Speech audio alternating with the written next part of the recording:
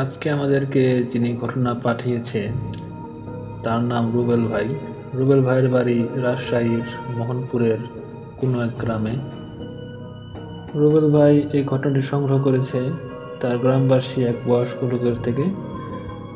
রুবেল ভাই প্রায় কিন্তু তাদের গ্রামের যে চায়ের দোকান সেখানে বসে কিন্তু সন্ধ্যার পরে আড্ডা দিত। ওইখানে নানা বয়সী মানুষ থাকতো, ছোট বড় বয়স্ক সবাই। তো এই আড্ডার মাঝখান থেকে একদিন তাদের গ্রামেরই এক বয়স্ক লোক যার নাম মোবারক। তো এই রুবেল ভাই এই মোবারক লোকটাকে কিন্তু দাদু হিসেবে সম্বোধন করে। তো আমরাও এই মোবারক সাহেবকে আমরা দাদু বলে সম্বোধন করি। এই মোবারক দাদু যখন ছোট ছিল তখন কিন্তু দেশ স্বাধীন হয়নি, মানে দেশ স্বাধীনের আগের ঘটনা এটা। ওই গ্রামে নাকি ওই সময় শোনা যেত যে সন্ধ্যার পরে কেউ একজন মহিষে চড়ে এখান দিয়ে যাতায়াত করে রাস্তা দিয়ে। যদিও ওই সময়টায় অনেকেই ঘোড়ার গাড়ি বা ঘোড়ার পিঠে চড়ে এক জায়গা থেকে আরেক জায়গায় যাতায়াত করত, কিন্তু মহিষে চড়ে এত রাতের বেলায় কেউই যাতায়াত করে এটা কিন্তু ওখানে শোনা যেত না।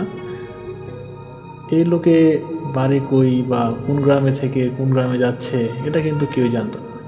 দেখা যাচ্ছে যে সপ্তাহে একবার বা মাসে একবার এরকম অনেকে দেখতে পেত যে মহিষ হাঁকিয়ে মহিষের উপরে বসে এক বৃদ্ধা চলে যাচ্ছে গ্রামের রাস্তা ধরে।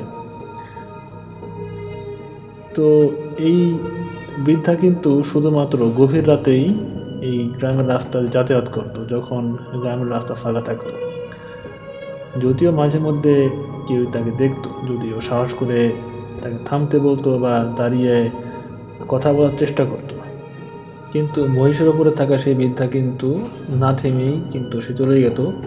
তাই গ্রামবাসীর কাছে সে একজন রহস্যময় মানুষ ছিল, যে এই লোকে কই যাচ্ছে, কই থেকে আসছে বা তার নাম ঠিকানা কি কেউ জানতো না। কিন্তু গ্রামের সবাই এটা জানতো যে মাঝে মধ্যে গভীর রাতে এই গ্রামের রাস্তা ধরে একজন এরকম মহিষের পিঠে চড়ে যাতায়াত করে। তো যাই হোক, আমরা চলে যাই মূল ঘটনায়। ওই সময় গ্রামগুলোতে বাথরুম বা ল্যাট্রিনগুলো কিন্তু ছিল বসত বাড়ি থেকে একটু দূরে। তাই বিশেষ করে গভীর রাতে বা সন্ধ্যার পরে কিন্তু অনেকেই বাথরুম ইউজ করতো না, বা বাথরুমের যদি যাওয়ার প্রয়োজন হতো তখন তারা হারিকেন কুপি নিয়ে বের হতো এবং সাথে আরেকজনকে নিয়ে বের হতো। কারণ ওই সময়গুলোতে গ্রামের লোকজন কিন্তু সন্ধ্যার পরে কেউই বিশেষ করে বাইরে থাকতো না, বা গভীর রাতে কিন্তু গ্রামটা পুরো মানবশূন্য হয়ে পড়ত। তো অনেকেই ভয়ের কারণে দেখা যাচ্ছে সাথে অনেকের নিয়ে বের হতো বাথরুম ইউজ করার জন্য। তো তেমনি এই মোবারক দাদু তার মাকে নিয়ে বের হয়েছিল, তার মা হারিকেন নিয়ে বাইরে দাঁড়িয়েছিল, আর এই মোবারক দাদু চলে গিয়েছিল বাথরুমে ইউজ করতে। এই মোবারক দাদুদের বাসায় যে বাথরুম ছিল তার পিছনে ছিল কিন্তু ধুধু মাঠ আর ধানের ক্ষেত। তো এই বেড়ার ফাঁক দিয়ে যদি কেউ উঁকি মারে সে কিন্তু অনায়াসেই অনেক দূর পর্যন্ত দেখতে পারে। সেদিন ছিল পূর্ণিমার রাত। এই দাদু যখন বাথরুমে ঢুকলেন, বাথরুমের যে বেড়ার যে ফাঁকা সেখান দিয়ে তাকিয়ে দেখলেন যে বাথরুমের পিছনের যে ধানি জমি রয়েছে সেখানে একটি মহিষ দাঁড়িয়ে ধান খাচ্ছে, এবং তার পিঠে বসে রয়েছে সাদা পাঞ্জাবি পরা, মাথায় টুপি দিয়ে রয়েছে একজন বয়স্ক লোক। এটা দেখে কিন্তু সে অনেক ভয় পেয়ে যায় এবং চিৎকার দিয়ে কিন্তু সে বাথরুম থেকে বাইরে বেরিয়ে আসে এবং তার মাকে এই ঘটনা খুলে বলে। তার মা তাকে নিয়ে কিন্তু তাড়াতাড়ি ঘরে ঢুকে যায়, এবং ঘরে ঢুকে তার যে দাদি ছিল বাসায় বা তার আরও যে পরিবার সদস্য ছিল তাদের সাথে কিন্তু এই ঘটনাটি শেয়ার করে। আর এই মোবারক দাদুর বাবা, চাচা, দাদা তারা কিন্তু জাহাজে কাজ করত ওই সময়। তো বেশিরভাগ সময় তারা দেশের বাইরেই থাকতো বা পরিবারের সাথে বেশি সময় দিতে পারতো না।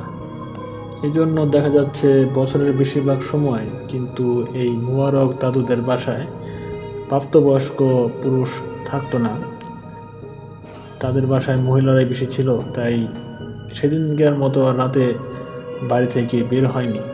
তারপরের দিন এই মোবারক কাকার যে দাদি ছিল, সে গ্রামের একটি হুজুরকে খবর দেয় এবং বিস্তারিত ওই হুজুরের সাথে আলোচনা করে।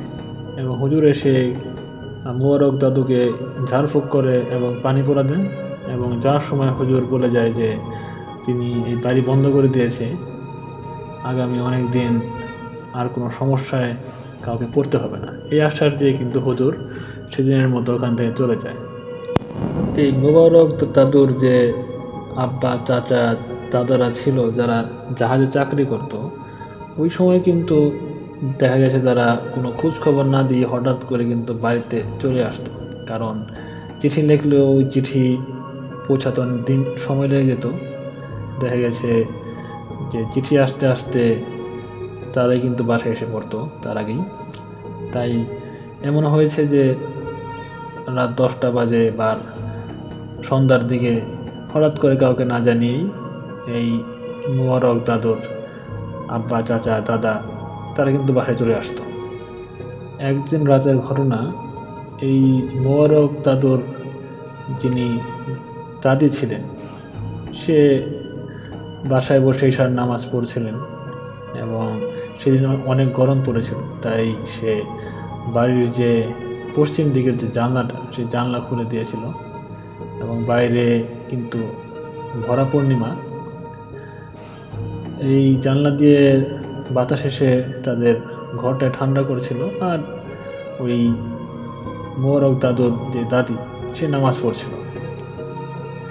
এই নামাজ পড়ার সময় হঠাৎ ওই মোবারক দাদুর দাদি লক্ষ্য করলো যে বাইরে থেকে কে যেন তার নাম ধরে ডাকছে।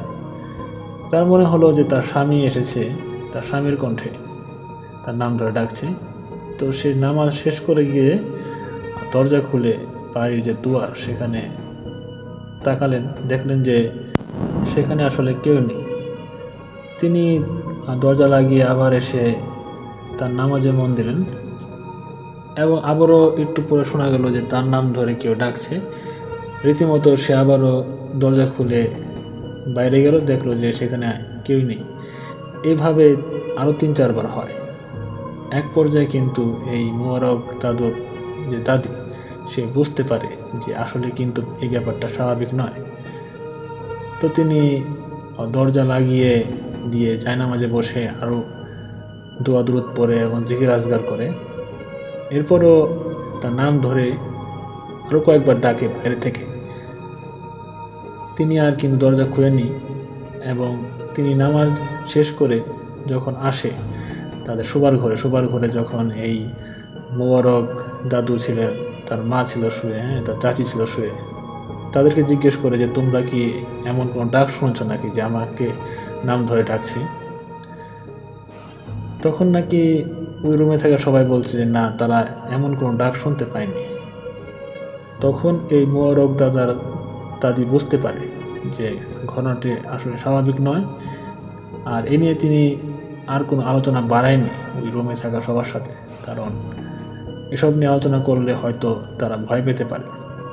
এর প্রায় 5-6 দিন পরে আবার সেম টাইমে যখন এই মোবারক দাদার দাদি ঈশার নামাজ পড়তেছিল, সেই সেম কাহিনী, তার নাম ধরে বাইরে থেকে কেউ ডাকে এবং সে 1-2বার বাইরে যায়, গিয়ে দেখে যে সেখানে কেউ নেই। দাদি তারপর থেকে বুঝতে পারে যে এভাবে ডাকলে তিনি আর দরজা খুলবেন না। এবং তারপরের দিন কিন্তু এই দাদি ওই গ্রামের যে হুজুর ছিল, হুজুরকে বাসায় নিয়ে আসে এবং বিস্তারিত খুলে বলে। হুজুর সব কিছু দেখে শুনে বলে যে তিনি যে এই বাড়িটা বেঁচে দিয়েছিল, কোনোভাবে হোক এই জিনগুলা সেই দেওয়ালটাকে টপকে বাড়িতে আবার প্রবেশ করেছে। তো তিনি আবার ওই বাড়িটিকে বন্ধ করে দিয়ে বলে যায় যে তিনি এরপর থেকে প্রত্যেক সপ্তাহে বা যখন তিনি সময় পায় মাঝে মধ্যে এসে এই বাড়ির খোঁজ খবর নিয়ে যাবে। সেদিনের মতো কিন্তু হুজুর আবার চলে যায়। এরপর থেকে ঘটতে শুরু করে একটু অন্যরকম ঘটনা। এই মোবারক দাদুদের বাসার যে বাথরুম ছিল সেখান থেকে বিশ্রী দুর্গন্ধ আসতে থাকে, আর এটা শুরু হয় বিশেষ করে রাতের সময়। আর ঘটনাটা এত বাজে অবস্থা চলে যায় যে ওই সময় নাকি এই মোবারক দাদুদের বাসা এবং তার আশেপাশের মানুষ এই বিশ্রী গন্ধে তারা ঘুম আসতে পারতো না, মানে অনেক বিশ্রী গন্ধ। কিন্তু যখন রাত পেরিয়ে সকাল হয় তখন কিন্তু এই বিশ্রী গন্ধ আর থাকে না, আর মানুষ স্বাভাবিকভাবে সেখানে কাজকর্ম করতে পারে। এই ঘটনা কিন্তু এই মোবারক দাদুর পরিবারের কেউই তেমন আমলে নেয়নি, কারণ সন্ধ্যা রাতের পরে কেউ বাইরে থাকে না। তো আর এটা এমন কোনো আহামরি বিষয় না যে তাদেরকে ডিস্টার্ব করছে বা তাদের উপর কোনো কিছু আক্রমণ করছে। তো তারা আস্তে আস্তে বিষয়টা স্বাভাবিকভাবে নিয়ে নেয় এবং পাড়া প্রতিবেশীও জিনিসটা স্বাভাবিকভাবে নিয়ে নেয়। এর প্রায় 5-6 মাস পরে ঘটে একটি মর্মান্তিক ঘটনা। এই মোবারক দাদুদের পাশের বাসার এক সম্পর্কের চাচি, তার একটি বাচ্চা ছিল, বাচ্চার বয়স 6 থেকে 7 মাস হবে। এই বাচ্চা হঠাৎ করে মারা যায়। আর যারা এই বাচ্চার মাকে দেখেছিল তারা বলেছিল যে এই বাচ্চার মার কিছু অস্বাভাবিকতা তারা লক্ষ্য করতে পায়, এবং জানা গেছিল যে এই বাচ্চার যে মা সে নাকি জমিতে দেওয়ার জন্য যে বিষ মানুষ প্রয়োগ করে সেই বিষ নাকি খেয়েছিল। কিন্তু এই বিষ খাওয়ার পরে সেই মায়ের কিছু হয়নি, কিন্তু এই 6-7 মাসের ছেলেটা নাকি অস্বাভাবিকভাবে মারা যায়। কিন্তু বিষ খাওয়ার পরেও ওই মায়ের কিছু হয়নি। এইসব কথাবার্তা যখন চারদিকে ছড়িয়ে পড়ে তখন সেই গ্রামের হুজুর আবার আসে এই ঘটনাস্থলে, এবং এসে তিনি তার প্রক্রিয়ার মাধ্যমে জানতে পারে যে এই বাচ্চার মৃত্যুর পিছনে একটা খারাপ জিন আছে, এবং যে জিনটার বাসা এই মোবারক দাদুদের যে বাথরুম তার পিছনের যে বাঁশের ছোপ আছে সেই বাঁশের ছোপে এই জিনটির বাসা। এক পর্যায়ে নাকি ওই হুজুরে সেই মায়ের উপর এই জিনটিকে আনতে সক্ষম হয়, এবং জিনটি বলে যে এই শিশুটির মৃত্যুর পিছনে সে দায়ী, আর সে নাকি এখানে যারা বসবাস করে তাদের কাউকে বাঁচিয়ে রাখবে না বা মেরে ফেলবে। তখন নাকি এই হুজুর অনেক চেষ্টা করে ওই জিনটিকে বন্দি করার, কিন্তু জিনটাকে বন্দি করতে পারে না। জিনটি নাকি সেই মায়ের শরীর থেকে বের হয়ে চলে যায়। এরপর হুজুর নাকি ওইখানকার যারা ছিল আশেপাশের লোকজন তাদের সবাইকে একটি করে তাবিজ দিয়ে দেয় এবং পরা পানি দেয়, বলেছিল যে এই তাবিজ যেন কোনোভাবেই কেউ যেন শরীর থেকে না খুলে, কারণ এখানে যারা বসবাস করে তাদের উপর কিন্তু এই জিনটি অনেক ক্ষিপ্ত, আর এই জিনটি খুবই যোদ্ধা প্রকৃতির জিন এবং অনেক শক্তিশালী। তাই হয়তোবা কোনো হুজুরের পক্ষে সম্ভব নয় একে সহজে বন্দি করা।